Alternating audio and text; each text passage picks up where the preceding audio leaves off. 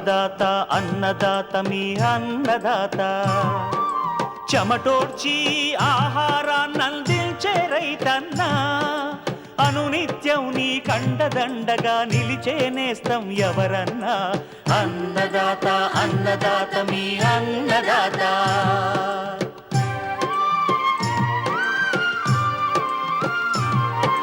నూతన రీతుల సాగుబడికి నూరింతలు పెరిగే దిగుబడికి సూచనలిచ్చే సస్య రక్షణకు పశు పోషణకి శాస్త్ర విజ్ఞానం అందించి ముందుకు నడిపే తెలుగు రైతు భారతదేశానికి మకుటం అయ్యేలా తీర్చిదిద్దే ఆశయంతో మిమ్ము మేలు కొలిపేది అన్నదాత అన్నదాత అన్నదాత మీ అన్నదాత అన్నదాత అన్నదాత మీ అన్నదాత.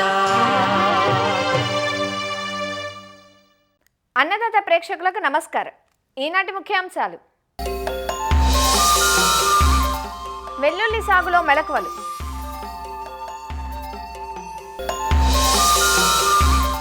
వర్షాల అనంతరం పంటల్లో చేపట్టాల్సిన యాజమాన్య సస్యరక్షణ చర్యలు,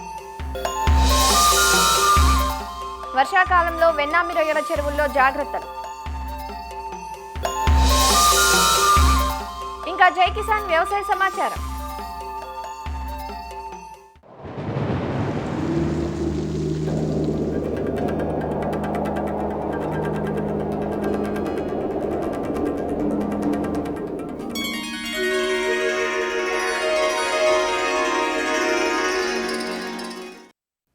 సెప్టెంబర్ మొదటి వారానికి వచ్చేసాం.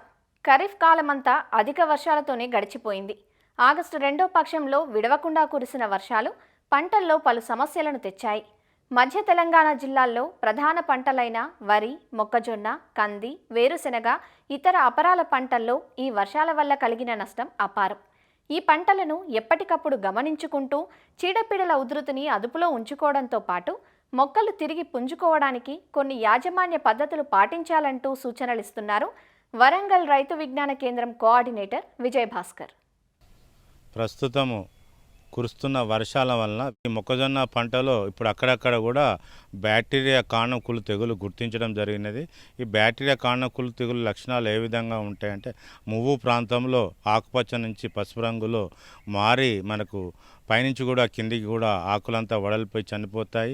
బాగా గమనించినట్టయితే కుళ్ళిన వాసన కూడా రైతులు చూసినట్టయితే గమనించవచ్చు. ఎక్కడైతే ఆ మొక్కజొన్నలో బ్యాక్టీరియా కాండం తెగులు వచ్చినప్పుడు గుర్తించి ఆ మొక్కజొన్న పంటలో మనకు మురుగునీరు లేకుండా తీసివేయవలెను.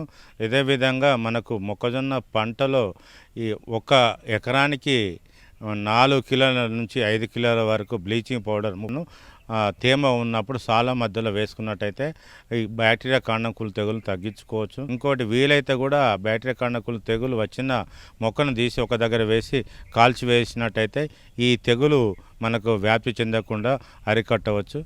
ఇవే కాకుండా మనకు మొక్కజొన్న పంటలో గత 6 సంవత్సరాల నుంచి కూడా కత్తెర పురుగు ఉధృతి ఎక్కువ అవుతున్నది. కాబట్టి కత్తెర పురుగును ఉధృతిని తగ్గించుకోవాలంటే మనకు అక్కడక్కడ చుట్టుపక్కల కూడా క్యాస్టర్ లేదా బంతి పంటలు 4 వరుసల్లో ఈ వేయవలెను. కత్తెర పురుగు ఉధృతిని తగ్గించుకోవడానికి కూడా లింగాకాశ బట్టలు సుమారు 8 నుంచి 10 వరకు పెట్టుకోవలెను.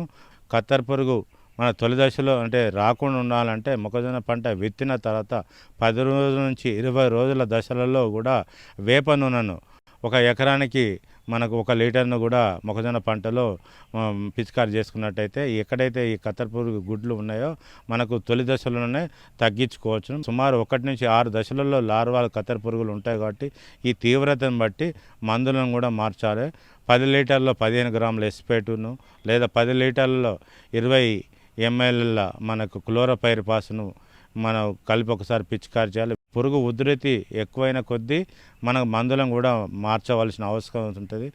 1 ఎకరానికి 80 గ్రాముల ఇమామెక్టిన్ బెంజైట్ కూడా కలిపి పిచికారి చేసుకున్నట్టే కత్తెర పురుగును తగ్గించుకోవచ్చు. ఇవే కాకుండా మెటరైజియం కూడా మనకు 1 లీటర్లో 5 గ్రాములు కలిపి కూడా పిచికారి చేసుకున్నట్టయితే కూడా మన ఈ కత్తెర పురుగును తగ్గించుకోవచ్చు. పురుగు ఉధృతి ఎక్కువ అవుతున్న కొద్దీ అంటే లార్వా ఎక్కువ దశలో ఉన్నప్పుడు విషపు ఎర్రను కూడా మనము తయారు చేసుకొని సాయంత్రం వేళల్లో మన యొక్క మొక్కజొన్న యొక్క మువ్వులో కూడా మనం ఈ గుళికలను వేసుకున్నట్టయితే మన ఈ కత్తెర పురుగు ఉధృతిని తగ్గించుకోవచ్చు. అదేవిధంగా మనకు కత్తెర పురుగు ఎక్కువ ఉన్నాయనుకోండి, స్పైనటోరం కూడా 10 లీటర్లలో 5 మిల్లీలీటర్లు కలుపుకొని పిచికారి చేసుకోవడం వల్ల కత్తెర పురుగు తగ్గించుకోవచ్చు.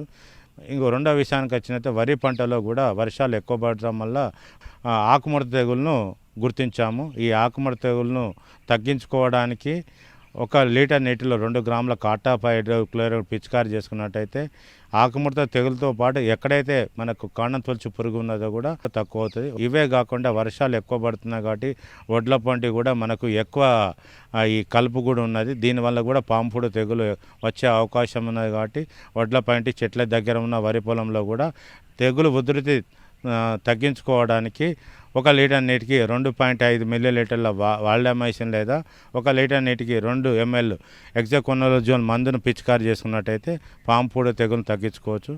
ముఖ్యంగా ఈ కంది పంటలో వర్షాలు ఎక్కువగా పడుతున్నాయి కాబట్టి అక్కడక్కడ నీరు నిలవడం వల్ల పైటప్తర ఎండు తెగులు గుర్తించాము. మరి ఎక్కడైతే ఎండు తెగులు వచ్చిందో ఆ ప్రాంతంలో 1 లీటర్ నీటిలో 3 గ్రాముల సిఓస్ని కలిపి మనం మొక్కలు చనిపోయేదని చుట్టూ ఉన్న ఆరోగ్యవంతం కూడా ఈ మన మందును పిచికారీ చేసుకున్నట్టయితే కందిలో పైటప్తర ఎండు తెగులు తగ్గించుకోవచ్చు. ఇవే కాకుండా మనకు ఎక్కడైతే ఈ వేరుశెనగ ఉన్న కాండం కుళ్ళు తెగులు కూడా గుర్తించాము. అంటే ఎక్కడ ఎక్కువ నీళ్ళు నిలవడం వల్ల కాండం కుళ్ళు తెగులు వచ్చినది. అయితే రైతులు వేరుశెనగ మొదల దగ్గర 2 గ్రాముల హెక్సాకోనజోల్ లేదా 2.5 గ్రాముల మ్యాన్కోజెబ్ను కూడా మొదలు తడిచే విధంగా పిచికారి చేసుకున్నట్టయితే వేరుశెనగ పంటలో మనకి కాండం కుళ్ళు తెగులు తగ్గించుకోవచ్చు. అక్కడక్కడ కూడా వర్షాలు ఎక్కువ పడ్డ ప్రాంతంలో తొలి దశలో వచ్చే మన ఆకుమచ్చ తెగులు, లేట్ దశలో వచ్చే ఆకుమచ్చ తెగులు కూడా గుర్తించాము. ఈ ఆకుమచ్చ తెగులను తగ్గించుకోవడానికి 2 మిల్లీలీటర్ల హెక్సాకోనజోల్ను కలిపి ఆకులు పైన కింద తడిచే విధంగా పిచికారి చేసినట్లయితే వేరుశెనగలో ఆకుమచ్చ తెగులను తగ్గించుకోవచ్చు. పెసర, మినుము, సోయాబీన్లో కూడా అంటే సోయా చిక్కులో కూడా అక్కడక్కడ పల్లాకు తెగులు గుర్తించాము. పల్లాకు తెగులను తగ్గించుకోవడానికి అక్కడ మన ఎల్లో స్టిక్కీ స్ట్రాప్స్ను పైరుకు 1 అడుగు భాగంలో పెట్టి ఈ తెల్లదోమ ఉధృతిని, గుడ్లను, తల్లి సంతని తగ్గించుకోవచ్చు. ఇవే కాకుండా 1 లీటర్ నీటిలో 2.5 గ్రాముల ట్రైజోపాస్ను కలిపి పిచికారి చేసుకోవాలను.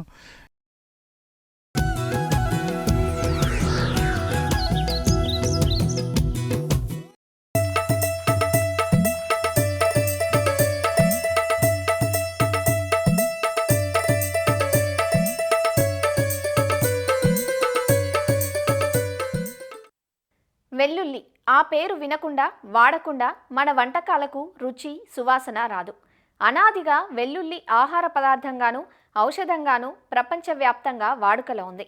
ముఖ్యంగా ప్లేగు వ్యాధి నివారణలోనూ, కొవ్వుని కరిగించడానికి, రక్తంలోని చెడు కొలెస్ట్రాల్ని తగ్గించడానికి, క్యాన్సర్ రాకుండాను, రక్తపోటును నియంత్రించేదిగాను, రోగనిరోధక శక్తిని పెంచేదిగా ఈ వెల్లుల్లి బహుళ ఆదరణ పొందింది. అనేక రుగ్మతలకి దివ్యౌషధంగా వినియోగపడుతున్న వెల్లుల్లి సాగు ఇప్పుడిప్పుడే మన ప్రాంతంలో పెరుగుతోంది. వెల్లుల్లిని సెప్టెంబర్ 15 నుంచి అక్టోబర్ చివరి వరకు నాటుకుంటారు. చలి తీవ్రత ఎక్కువగా ఉండే ఉమ్మడి ఆదిలాబాద్, నిజామాబాద్ జిల్లాల్లో కొద్దిపాటి విస్తీర్ణంలో వెల్లుల్లిని సాగు చేస్తున్నారు. మంచి యాజమాన్య పద్ధతులు పాటిస్తే వెల్లుల్లి నుంచి సుమారు ఎకరాకు 40 క్వింటాళ్ల దిగుబడి పొందే అవకాశం ఉంది. ఇంతటి లాభదాయకమైన వెల్లుల్లి సాగు విధానం ఎలానో ఈరోజు చూద్దాం. వెల్లుల్లి ఉష్ణమండల పంట. తక్కువ ఉష్ణోగ్రతలో అంటే 12 నుంచి 18 డిగ్రీల సెల్సియస్ వద్ద చక్కగా పెరుగుతుంది. మన ప్రాంతంలో వెల్లుల్లిని సెప్టెంబర్ 15 నుంచి అక్టోబర్ చివరి వరకు నాటుకోవచ్చు. వెల్లుల్లి అతి సున్నితమైన పంట. అధిక తేమను, అధిక వర్షాన్ని అసలు తట్టుకోలేదు. అంతేకాదు బెట్ట పరిస్థితులను కూడా ఏమాత్రం తట్టుకోలేదు. శీతాకాలంలో మాత్రమే సాగు చేసేందుకు అనువుగా ఉంటుంది. కండగలిగిన నేలలు, బంక నేలలు, నీటిపారుదల కలిగి మురుగునీటి వసతి గల సారవంతమైన గరపనేలల్లో ఈ పంట చక్కగా వస్తుంది. మన ప్రాంతంలో తెల్లని రంగు కలిగిన దేశవాళీ రకాలు సాగుకు అనుకూలం. వీటితో పాటు G41, ఊటీ 1, అగ్రిఫౌండ్ వైట్, యమునా సఫేదా అనే అధిక దిగుబడినిచ్చే రకాలను కూడా సాగుకు ఎంచుకోవచ్చు. వెల్లుల్లి గడ్డలోని పాయలను విత్తనంగా ఉపయోగిస్తారు. ఎకరాకు సుమారు 200 నుంచి 240 కిలోల విడిపాయలు అవసరమవుతాయి. భూమిని బాగా దున్నుకొని బోదెలు, చాళ్ల పద్ధతిలో కానీ, మడుల పద్ధతిలో గానీ ఈ పంటను సాగు చేయవచ్చు. వరుసల మధ్య 25 సెంటీమీటర్లు, వరుసల్లో మొక్కల మధ్య 10 సెంటీమీటర్ల దూరం ఉండేలా పాయలను నాటుకోవాలి. పాయలు విత్తిన వెంటనే నీటిని తప్పకుండా పెట్టాలి. వెల్లుల్లి సాగులో పోషక యాజమాన్యం అత్యంత ప్రధానమైనది. సేంద్రియ ఎరువులను అధికంగా వాడాలి. ఆఖరి దుక్కిలో ఎకరాకు 6 నుంచి 8 టన్నుల పశువుల ఎరువు వేయాలి. తేలికపాటి నేలల్లో ఎకరాకు 24 కిలోల నత్రజని, 14 కిలోల భాస్వరం, 24 కిలోల పొటాష్నిచ్చే ఎరువులు ఆఖరి దుక్కిలో వేసుకోవాలి. నత్రజని ఎక్కువైతే పాయలు మెత్తగా, స్పాంజిలాగా తయారవుతాయి. కాబట్టి నత్రజని ఎక్కువగా వాడకూడదు. వెల్లుల్లి సాగులో నీటి నిర్వహణ సక్రమంగా ఉండాలి. నీరు ఎక్కువైనా తక్కువైనా పంట పెరుగుదల దెబ్బతింటుంది. డ్రిప్ సదుపాయం కల్పించి ఎత్తైన బెడ్లపైన వెల్లుల్లిని సాగు చేయడం మంచి ఫలితాలనిస్తుంది. పాయలను నాటిన వెంటనే మొదటి తడి ఇవ్వాలి. తర్వాత 10 రోజులకు ఒకసారి మరో తడిని ఇవ్వాలి. వెల్లుల్లి పెరిగే దశలో నీటి ఎద్దడి లేకుండా చూసుకోవాలి. వెల్లుల్లి నాటే ముందు ఫ్లూక్లోరాలిన్ మందును ఎకరాకు 1 లీటరు చొప్పున పిచికారీ చేసి భూమిలో కలియదున్నాలి. లేదా పెండిమిథాలిన్ మందును ఎకరాకు 1.3 నుండి 1.6 లీటర్లు లేదా ఆక్సీఫ్లోరోఫిన్ మందును 200 మిల్లీలీటర్ల చొప్పున ఏదో ఒకదానిని పాయ నాటే ముందు పిచికారీ చేయాలి. అదే నాటిన తర్వాత పిచికారీ చేసుకునేటట్లయితే నాటిన 2-3 రోజుల్లో తేమ ఉన్నప్పుడు ఎకరాకు 200 మిల్లీలీటర్లు ఆక్సీఫ్లోరోఫిన్ మందును 200 లీటర్ నీటిలో కలిపి పిచికారీ చేయాలి. నాటిన 30 నుంచి 45 రోజుల మధ్య ఒకసారి కూలీలతో కలుపు తీసి మట్టిని పైకి ఎగదోయాలి. పంట పెరుగుదల దశలో అంటే నాటిన 30, 45, 60వ రోజున లీటరు నీటికి 1 గ్రాము జింక్ సల్ఫేట్, 3 గ్రాముల ammonium sulphate, 1 gram manganese sulphate కలిపి పిచికారీ చేయాలి. మాంకోజెబ్ 2.5 గ్రాములు లీటరు నీటికి కలిపి విత్తిన 30, 60, 90వ రోజున పిచికారీ చేయాలి. అయితే ఈ ద్రావణానికి 1 గ్రాము శాండోవిట్ను లీటరు నీటికి కలిపి పిచికారీ చేస్తే మందు ఆకులకు బాగా పడుతుంది. శిలీంద్రనాశిని పిచికారీ వల్ల పాయ నిలువలో మొలకెత్తదు. పాయలు స్పాంజి మాదిరిగా మారవు. వెల్లుల్లికి ముఖ్యంగా రసం పీల్చి పురుగులైన పేనుబంక ఎక్కువగా ఆశిస్తుంది. ఈ పురుగులు ఆకుల నుండి రసాన్ని పీల్చడం వల్ల ఆకులు పండుబారి ఎండిపోతాయి. పాయల పరిమాణం బాగా తగ్గిపోతుంది. తద్వారా దిగుబడి కూడా తగ్గిపోతుంది. పేనుబంక నివారణకు డైమిథోయేట్ 2 మిల్లీలీటర్లు లేదా ఫిప్రోనిల్ 2 మిల్లీలీటర్లు 1 లీటరు నీటికి చొప్పున కలిపి పిచికారీ చేయాలి. వెల్లుల్లిలో కుళ్ళు తెగులు కూడా సాధారణంగా కనిపిస్తుంది. పాయలు విత్తినప్పుడు మొలకలు వచ్చేలోపే ఈ కుళ్ళు తెగులు ఆశిస్తుంది. దీంతో మొక్క సరిగా రాక నష్టం కలుగుతుంది. దీని నివారణకు పాయలను విత్తే ముందు కార్బండిజం 1 గ్రాము 1 కిలో విత్తనానికి చొప్పున కలిపి విత్తన శుద్ధి చేయాలి. వెల్లుల్లి మొక్కల ఆకుల చివర్లు గోధుమ రంగులోకి మారి ఎండినప్పుడు గడ్డలు తవ్వి తీయాలి. వెల్లుల్లికి సంవత్సరమంతా డిమాండ్ ఉంటుంది కాబట్టి నిల్వలో కూడా కొన్ని జాగ్రత్తలు తీసుకోవాలి. కోతకు 12 రోజుల ముందు మడిలో నీరు కట్టాలి. కోసిన వెంటనే గడ్డలను పొలంలోనే 3 రోజుల పాటు కుప్పగా పోసి ఉంచాలి. దీన్నే ఫీల్డ్ క్యూరింగ్ అంటారు. తర్వాత ఆకుల నుంచి గడ్డలను కాడ ఉంచి కోసి నిల్వ చేయాలి. ఫీల్డ్ క్యూరింగ్ చేయడం వల్ల గడ్డలు ఎక్కువ కాలం నిల్వ ఉంటాయి. ఈ విధంగా మేలైన యాజమాన్య పద్ధతులతో వెల్లుల్లి నుంచి ఎకరాకు సుమారుగా 32 నుంచి 48 క్వింటాల దిగుబడి పొందే అవకాశముంది.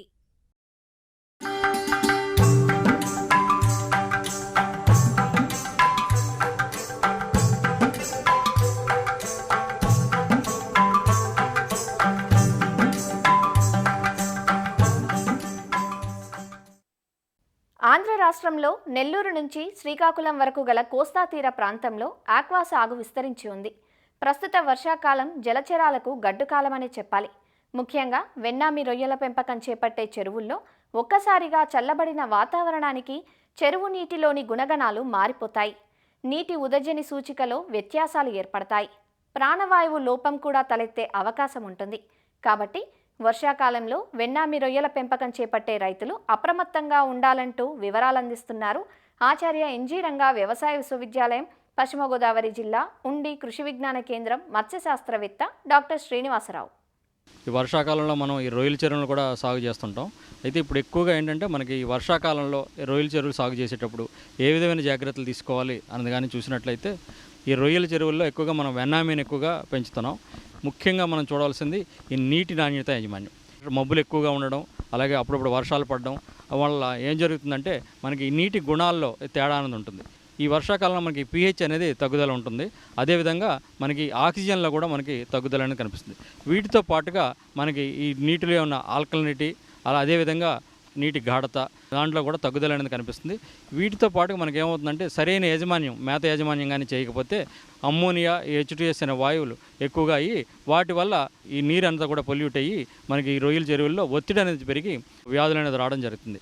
అందుకేంటంటే మనం ఈ వర్షాకాలంలో మనం ముఖ్యంగా ఈ నీటిని ఒకసారి గమనించి ఈ నీటి లోతు అనేది ఏంటంటే మనకి 5 అడుగులైనట్టు చూసుకోవాలి. ఈ లోతుతో పాటుగా మనకి ఎప్పుడైతే మనకి వర్షాలు కురుస్తున్నాయని కానీ తెలిసినట్లయితే మనకి నీరు కానీ ఎక్కువగా ఉన్నట్లయితే దాన్ని కొంతవరకు మనకు బయటికి తీసి యాజమాన్యం చేయాలి. అదేవిధంగా ముఖ్యంగా ఏంటంటే ఈ pH అనేది ఉదజని సూచి మనకి 7.5 నుంచి 8.5 మధ్య ఉండాలి. ఈ నీటి pH చూసినట్లయితే ఎప్పుడైతే మనకి ఈ 7.5 గంటల తగ్గుదల ఉందో లేదా 8 గంటల తగ్గుదల ఉందో చూసుకొని మనకి ఈ నీటిలో మనకి అగ్రికల్చర్ లైమ్, వ్యవసాయ సున్నం అంటాం. దీన్ని మనం నీటి pHని బట్టి మనం వాడాల్సి ఉంటుంది. ఇంచుమించుగా అంటే మనకి 30 కేజీల వరకు ఎకరానికి చల్లుకోవాలి ఎప్పుడైతే వర్షం పడిందో. తర్వాత ఏంటంటే మనకి ఈ ఆక్సిజన్ సమస్య, పెద్ద సైజు రొయ్యలున్న చెరువులు, ఎక్కువ కౌంట్ ఉన్న చెరువులు కానీ చూసినట్లయితే అటువంటి చెరువుల్లో మనకి ఆక్సిజన్ సమస్య వచ్చే అవకాశం కూడా ఉంది. మనం ఈ ఆక్సిజన్ గురించి మనం ఎక్కువగా ఈ ఏరేటర్స్ అన్న వాడతాం. ఏరేటర్స్ మనం రోజంతా కూడా తిప్పడం జరుగుతుంది, లేదా కొన్ని గంటలు చెప్పడం జరుగుతుంది, లేదంటే సాయంత్రం నుంచి ఉదయం వరకు తిప్పడం జరుగుతుంది. ఇంచుమించు 300 కేజీలకి 1 HP ఏరేటర్ ఉంటే సరిపోతుందని చెప్పి మనం ఏరేటర్లు పెట్టడం జరుగుతుంది. అయితే మన యొక్క సరుకును బేరీజ్ వేసుకొని ఆ విధంగా పెట్టిన తర్వాత కూడా మనం ఎన్ని గంటలు మనం రోజుకి వేస్తున్నాం అని కూడా చూసుకోవాలి. ఈ విధంగా చూసుకున్న తర్వాత ఒక ఆక్సిజన్ కిట్ని మన చెరువు దగ్గర పెట్టుకుని ఉదయాన్నే మనం ఈ ఆక్సిజన్ కానీ కొలవాలి. ఈ ఆక్సిజన్ అనేది నీటిలో కరిగిన ప్రాణవాయువు. అది ఇంచుమించు మనకి ఈ ఉదయం సూర్యోదయానికి ముందుగానే కొలిచినట్లయితే మనకి ఇంచుమించు అది 5 ppm ఉండాలి. ఎప్పుడైతే ఇది 5 ppm కంటే తగ్గుతుందో, పైన మనకి వర్షం ఎక్కువగా పడడం కానీ లేదంటే మేఘావృతమైన వాతావరణం ఉండడం, ఈ విధంగా జరిగినప్పుడు ఏరేటర్ల సంఖ్యను పెంచుకోవడం, లేదంటే ఏరేటర్లు ఎక్కువ సమయం మనం ఎన్ని గంటలు వేస్తున్నామో దానికంటే ఎక్కువ సమయం వేయడం, మన చెరువు యొక్క నీటిలో ప్లాంక్టన్ కానీ ఎక్కువ ఉందా అని చూసుకొని నీటి మార్పిడి చేయడం, ఇటువంటి జాగ్రత్తలను తీసుకోవాలి. ఎప్పుడైతే మనకి రొయ్యలు మనకి 1 నెల దాటి 2 నెలలు దాటిన చెరువులు ఉన్నాయో అటువంటి దాంట్లో ఈ మేత యాజమాన్యం అతి ముఖ్యమైనది. మనం ఈ చెక్ ట్రేలు పెట్టి మేత యాజమాన్యం చేస్తుంటాం. ఈ చెక్ ట్రేల్లో ఎక్కువగా మిగిలిపోతుందంటే మేతను తగ్గించడం చేస్తుంటాం. ఈ వర్షాకాలంలో ఏమవుతుందంటే ఈ ఉష్ణోగ్రతలు తగ్గడం వల్ల, అదేవిధంగా pH లెవెల్స్లో తేడా వల్ల, ఆక్సిజన్ తగ్గడం వల్ల కూడా మేత తినడం అనేది తగ్గుతుంది. అందుకు మేత వినియోగం తగ్గినప్పుడు మనం ఈ మేతను కూడా తగ్గించాలి. ఎప్పుడైతే మనం మేత వృధా అయిందో ఆ మేత అంతా కూడా మనకి అమ్మోనియా పెరగడం జరుగుతుంది. ఆ విధంగా మనకి ఏంటంటే ఈ నీటి నాణ్యత యజమానం, ఈ మేత యజమానం జాగ్రత్తగా ఈ వర్షాకాలంలో మనం చూసుకోవాలి. ఈ 2 పారామీటర్లే కాకుండా మనకి ఈ రొయ్యల చెరువులు ఎక్కువగా నీటి యొక్క సెలైనిటీ, ఆ సెలైనిటీ ఏమవుతుందంటే మనకి వర్షాకాలంలో సెలైనిటీ తగ్గడం జరుగుతుంది. ఈ లవణీయత అంటాం, ఇది తగ్గింది. మొదటి నుంచి కూడా మనం ఒక 5 pptలో కానీ మనం కల్చర్ చేస్తున్నట్లయితే అదే విధంగా సెలైనిటీ మనం పెంచడం. ఎప్పుడైతే వర్షాకాలంలో మనం కానీ చూసుకోకుండా ఉంటే ఈ సెలైనిటీ కానీ 5 నుంచి 1కి 2కి పడిపోయిందంటే ఈ రొయ్యలు ఎదుగుదల అనేది తగ్గుతుంది. అదేవిధంగా ఎక్కువ శాతంలో మనం పెంచినప్పుడే 15 ppt సెలైనిటీలో కానీ పెంచుతున్నట్లయితే ఎప్పుడైతే వర్షాలు ఎక్కువగా పడి మనం చూడకపోతే అది ఇంకా తగ్గే అవకాశం ఉంది. ఎప్పుడైతే ఈ సెలైనిటీలో తేడా 1-2 ppt కంటే ఎక్కువగా ఉందంటే దాని యొక్క ప్రభావం ఎక్కువగా ఉంటుంది. ఎందుకంటే అది నేరుగా వీటి మీద ఒత్తిడి కలిగించి మనకి మేత వినియోగం తగ్గడం, అదేవిధంగా పెరుగుదల కూడా నిరోధించబడుతుంది. అందుకేంటంటే మీరు సెలైనిటీ అనేది ఒకే రకమైన సెలైనిటీ మనం పట్టుబడి వరకు మెయింటైన్ చేయాలి. మంచి మేత ఇచ్చి మంచి నీటి గుణాలు కానీ మనం అందించినట్లయితే ఏ విధమైన ఒత్తిడి కలగనప్పుడు వాటి యొక్క రోగనిరోధక శక్తి చక్కగా ఉండి ఈ రొయ్యల చెరువుల్లో ఏ విధమైన వ్యాధులు రాకుండా అధిక దిగుబడిని సాధించవచ్చు.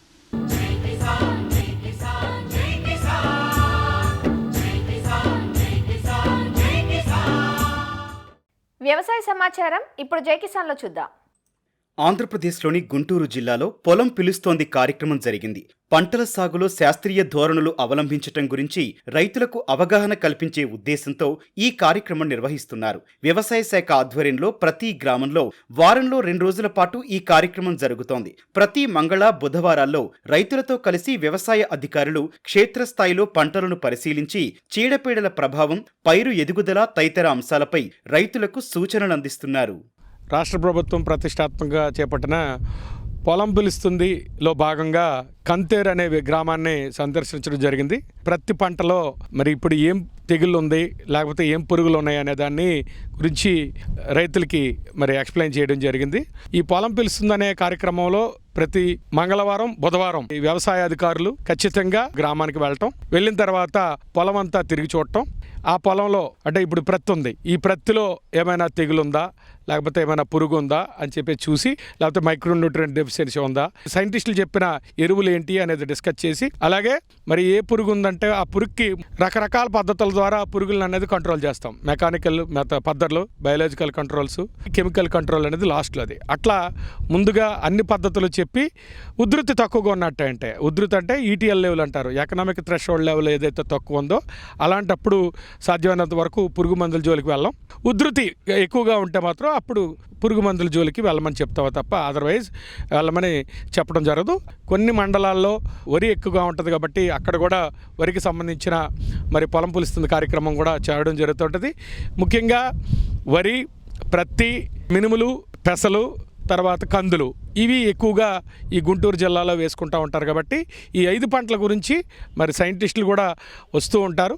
మరి వారిని కూడా ఫీల్డ్లోకి పంపించి రైతుల యొక్క ఏమైనా సమస్యలు ఉంటే వారు తెలుసుకుని వాటికి సమాధానం అక్కడికక్కడికి ఇవ్వడం, ఒకవేళ మనకే తెలియకపోతే ఇంకా పెద్ద సైంటిస్ట్ దగ్గర కూడా పంపించి వారికి ఎప్పటికప్పుడు సలహాలు, సూచనలు ఇప్పుడు ఇస్తూ ఉండడానికి ఈ కార్యక్రమం అనేది ఉపయోగపడుతుంది.